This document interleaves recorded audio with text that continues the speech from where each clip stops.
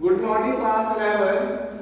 हम chapter number 2 forms of business organisation को study कर रहे हैं। उसी टॉपिक को कंटिन्यू करते हुए आज हमारा जो नेक्स्ट टॉपिक है वो है आज company organisation. Today we will discuss about company, how to form a company. Company को कैसे फॉर्म किया जाता है, क्या मेरिट्स है, क्या डिमेरिट्स है, क्या फीचर्स है। So we are going to discuss this topic company organisation. First of all, we will understand what is the meaning of a company. The group of people which is incorporated under the Companies Act. लोगों का वह समूह जो इकट्ठा होता है under the Companies Act, whose creation is due to a special purpose, और जिनका इकट्ठा होने का एक स्पेशल पर्पस होता है। The liability of the members is generally limited, और जो लोग इकट्ठा होते हैं, जो मेंबर्स होते हैं कंपनी के, उनकी जो लाइबिलिटीज होती है वो लिमिटेड होती है। Whose existence is separate from its members, और जो कंपनी होती है वो अपने आप में एक लीगल एंटिटी होती है जिसका एग्जिस्टेंस अपने मेंबर्स से सेपरेट होता है। एंड इज कंटिन्यूअस और perpetual and which has a common seal, और जो कंपनी होती है वो कंटिन्यूअस होती है, सतत होती है, और उसकी अपनी एक कॉमन सील, एक अपना अलग महत्व, अपनी कॉमन सील होती है, यानी कि वो अपने आप में एक इंडिविजुअल एंटिटी माना जाता है। आपको समझ में आ गया होगा कंपनी क्या है।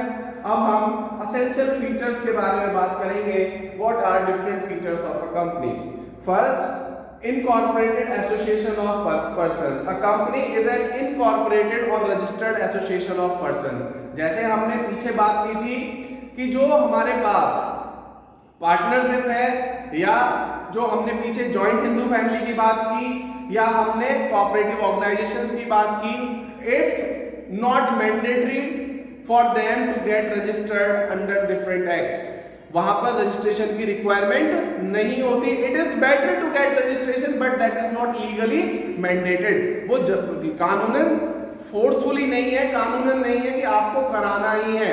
Whether you can come, whether you can get registered और not, it's up to you only. ये आपके ऊपर होता है कि आपको रजिस्ट्रेशन कराना है या नहीं कराना है। लेकिन जब हम बात करते हैं किसकी, कंपनी के बारे में बात करते हैं, तो कंपनी क्या होती है, एक लीगल एंटिटी होती है और आपको इसका रजिस्ट्रेशन कराना होता है। तो कंपनी इज एन इनकॉर्पोरेटेड और registered association of persons. Under the companies act no single individual can form a company. कोई अकेला इंडिविजुअल कंपनी फॉर्म नहीं कर सकता। You required a group of people.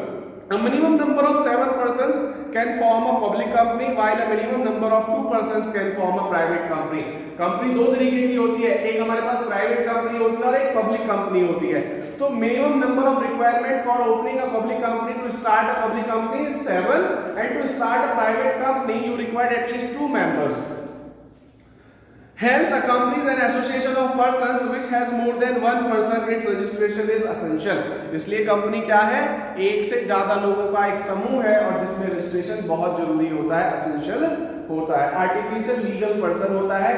Actual में जो कंपनी होती है वो सेपरेट लीगल एंटिटी होती है, एक आर्टिफिशियल ह्यूमन बीइंग होता है जिसके अपने इंडिविजुअल राइट होते हैं, जो एसेट्स खरीद सकता है, लोन ले सकता है, लोन दे सकता है। Any partner can sue a particular company in the court, or a particular company can sue his partners or the stakeholders in the court. इसका मतलब क्या है कि वो एक आर्टिफिशियल मतलब आभासी व्यक्ति के रूप में कार्य करता है। जो कंपनी होती है उसकी अपनी पर्टिकुलर सील होती है, अपने आप में वो आर्टिफिशियल ह्यूमन बीइंग माना जाता है। सेपरेट लीगल एंटिटी, जो मैंने पहले ही आपको बताया कि कोई भी जो कंपनी होती है उसकी अपनी एक कॉमन सील होती है, उसका एक अपना लीगल स्ट्रक्चर होता है और उसको वो सारे राइट्स होते हैं जो एक इंडिविजुअल को दिए गए हैं। उसके बाद परपेचुअल सक्सेशन होता है। इसका मतलब जो कंपनी होती है वो कैसी होती है, कंटिन्यूअस होती है। मेंबर्स जो है वो बदल सकते हैं, लेकिन कंपनी कभी भी बदलती नहीं है। तो कंपनी कैसी होती है, सक्सेसिव होती है, परपेचुअल होती है। एक के बाद दूसरा मेंबर बदल सकता है और कंपनी इसी तरीके से कंटिन्यूअसली फंक्शन करती रहती है। लिमिटेड लायबिलिटी मैंने आपको बताया था, all the liabilities remains with the company and the members will have limited liability only. जो मेंबर्स होते हैं उनकी लायबिलिटी लिमिटेड होती है, up to the share they have invested in the company. जितना कैपिटल उन्होंने इन्वेस्ट किया है केवल उतनी उनकी लायबिलिटी होती है, and the unlimited liability goes with the company. उसके बाद है कॉमन सील, मैंने आपको पहले ही बता दिया है, company being an artificial person, क्योंकि कंपनी को एक आर्टिफिशियल पर्सन माना जाता है, can not put it signature, लेकिन वो अपने सिग्नेचर नहीं कर सकता। तो कंपनी की एक कॉमन सील होती है जिसे कंपनी का सिग्नेचर माना जाता है। Under the companies act the right to use a common seal has been given to it. तो रजिस्ट्रेशन एक्ट में कॉमन सील का, कॉमन सील जानते हैं, मोहर हस्ताक्षर का अधिकार कंपनी को दिया गया है। Common seal is a special seal bearing the name of the company and which remains in the possession of its secretary. तो जो कॉमन सील होती है, जो सिग्नेचर होता है, उस पर कंपनी का नाम होता है, एड्रेस होता है और उस अधिकारी का नाम होता है जो उसको यूज कर रहा होता है। तो उस वहां से हम क्या कर सकते हैं, उस मोहर को लगने के बाद वो डॉक्यूमेंट जो है वो रजिस्टर्ड हो जाता है, रजिस्टर्ड हो जाता है, यानी कि वो कैसा हो जाता है, एक लीगल डॉक्यूमेंट बन जाता है that it has been admitted by और registered by that particular company. उसके बाद है हमारे पास transferability of shares. The share of public companies can be freely transferred. जो ट्रांसफर यानी कि जो पब्लिक कंपनीज होती हैं उनके जो शेयर हैं उनको इजीली ट्रांसफर किया जा सकता है। It means that there is no legal restriction on the sale and purchase and unlike the partnership business there is no need to seek prior approval of other members for the transfer of shares. जो जैसे partnership में होता है ना कि पहले अपने बाकी पार्टनर से अप्रूवल लेना होता है अपने शेयर को सेल आउट करने के लिए, सेल या परचेज के लिए, लेकिन यहाँ पर कंपनी में ऐसी रिक्वायरमेंट नहीं होती। wherever or whenever you want to sell or purchase your shares you can do it easily without informing any other person. Separation of ownership and management. यहाँ पर जो ownership है और management है, they are two different things. Since the number of owners, shareholders in the company business is large and they are spread to distant places. जो company के जो owners होते हैं वो बहुत सारे लोग हो सकते हैं और वो डिफरेंट जगह पर हो सकते हैं। They can not interfere in the day to day routine of the company. तो वो मैनेजमेंट में कोई पार्ट प्ले नहीं करते, एडमिनिस्ट्रेशन में पार्ट प्ले नहीं करते। Therefore in order to run the affair of the company they elect their representative who are called directors. इसलिए वो क्या करते हैं, अपने रिप्रेजेंटेटिव वहां पर इलेक्ट कर देते हैं जिन्हें डायरेक्टर्स बोलते हैं and they generally take care of all the administration of the company. Risk bearing in the sole trade, all the risk have to be borne by a single individual. जब हम sole proprietorship की बात करते हैं तो वहां पर जो इंडिविजुअल होता है उसे ही सारा रिस्क बियर करना पड़ता है। While in partnership only a few individuals face the risk. Partnership में कुछ लोग, जो लोग जुड़े हुए हैं वो रिस्क बियर करते हैं। In case of a company the risk get divided among numerous shareholders and nobody feels the burden. लेकिन कंपनी में क्या होता है, numerous people शेयर होल्डर्स होते हैं, बहुत सारे लोग शेयर होल्डर होते हैं, इसलिए वहां पर जो रिस्क है वो सभी लोगों में बढ़ जाता है और किसी पर भी बहुत ज्यादा बर्डन नहीं होता। अब इवैल्यूएशन ऑफ कंपनी ऑर्गेनाइजेशन कैसे इवॉल्व होती है, कैसे स्टार्ट होती है company. The company organization has attained an important place because of the various limitations of sole trade and partnership, like the lack of capital, lack of managerial capability, the small size of business, unlimited liability, etc. Actual में जो company है उसने बहुत सारी problems को reduce कर दिया। जो प्रॉब्लम सोल प्रोप्राइटरशिप या पार्टनरशिप में आती थी, किस चीज की, जैसे lack of capital, lack of managerial capability, small size of business और अनलिमिटेड लायबिलिटी की, वो सारी जो प्रॉब्लम्स है that has been reduced in company organisation. तो इसमें क्या होता है, in order to evaluate it is important to study the merits and limitation of the company in comparison to other form of business organisation. तो पहले आपको पढ़ना होगा डिमेरिट्स क्या है, मेरिट्स क्या है, तब आपको समझ में आएगा what is the benefit of a company organisation. सबसे पहले है लिमिटेड लायबिलिटी। यहाँ पर जो लायबिलिटी होती है जो मेंबर्स की वो लिमिटेड होती है and the whole liability goes to the company only. Company यहाँ पर आर्टिफिशियल इंटेलिजेंस मतलब आर्टिफिशियल ह्यूमन बीइंग होता है जिसकी सारी रिस्पॉन्सिबिलिटी होती है और मेंबर्स की जो रिस्पॉन्सिबिलिटी होती है वो लिमिटेड होती है up to the capital they have invested in the organisation. Share transfer facility, यहाँ पर जो शेयर होता है इजीली ट्रांसफरेबल होता है without prior information, without giving any information to other share holders, you can directly sell और purchase the shares.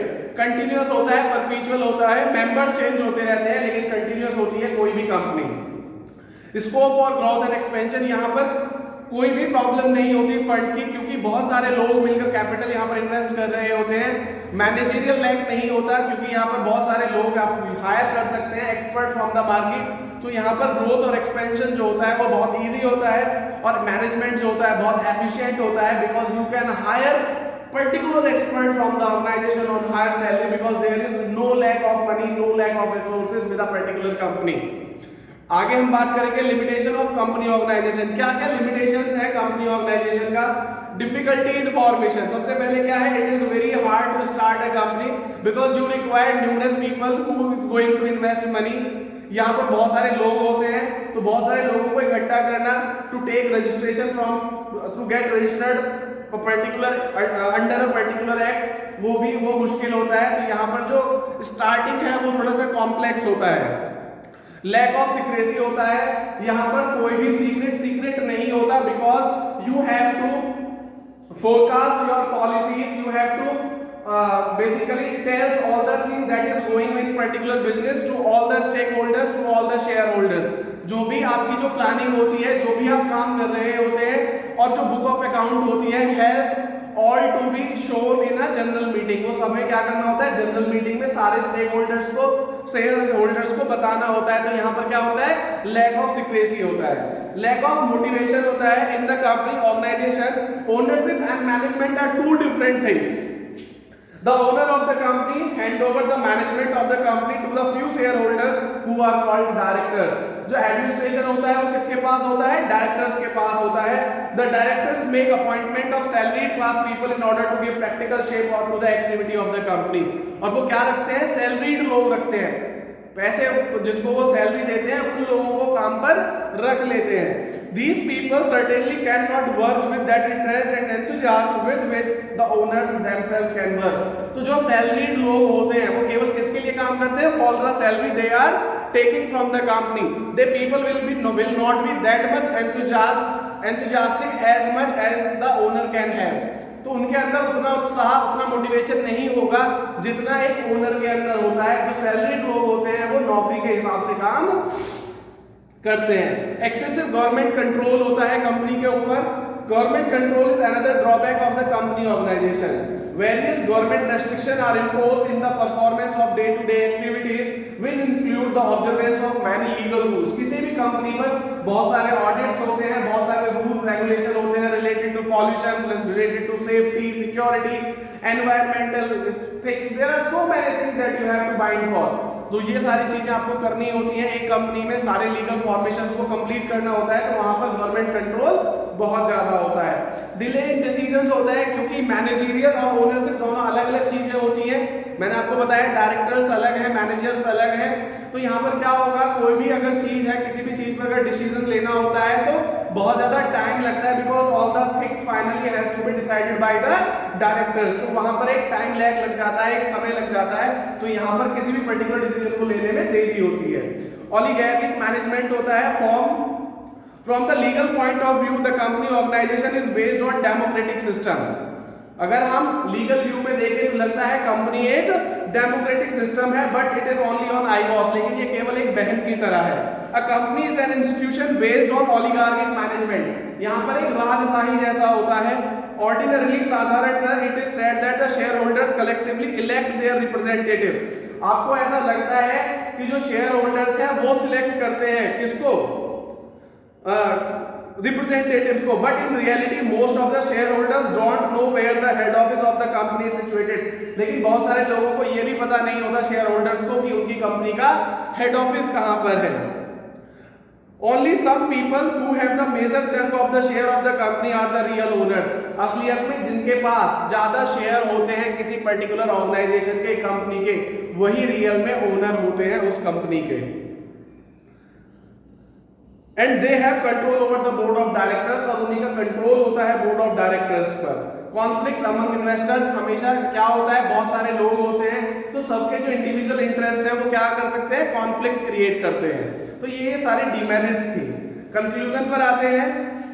The company organisation has achieved more popularity in spite of many limitations. बहुत सारी limitations के बाद भी जो company form of organisation है is the most popular its importance is increasing particularly for large size business, बड़े business में जो कंपनी है उसकी उपयोगिता ज्यादा है। Where more capital and efficient managerial staff is required, जहां पर ज्यादा दक्ष लोगों की जरूरत होती है, ज्यादा एक्सपर्ट लोगों की जरूरत होती है और जहां ज्यादा कैपिटल की जरूरत होती है। It can be said with reference to the defect of company organisation that these defects are the shortcoming of those people who establish the company rather than those of the company organisation system. तो जितने भी demerits हैं ये company act की वजह से नहीं है, कंपनी ऑर्गेनाइजेशन की वजह से नहीं है, लेकिन उन लोगों की वजह से है जो कंपनी स्टार्ट करते हैं। तो कंपनी में प्रॉब्लम नहीं है, कंपनी स्टार्ट करने वाले लोगों की प्रॉब्लम्स हैं। तो बच्चों आज हमने कंपनी के मेरिट, डिमेरिट्स और फीचर के बारे में पढ़ा है। अगर कोई भी प्रॉब्लम आपको फेस होती है तो मेरा नंबर है 9871331793। इस पर्टिकुलर नंबर पर आप मुझे मैसेज करके बता सकते हैं। Thank you, have a nice day.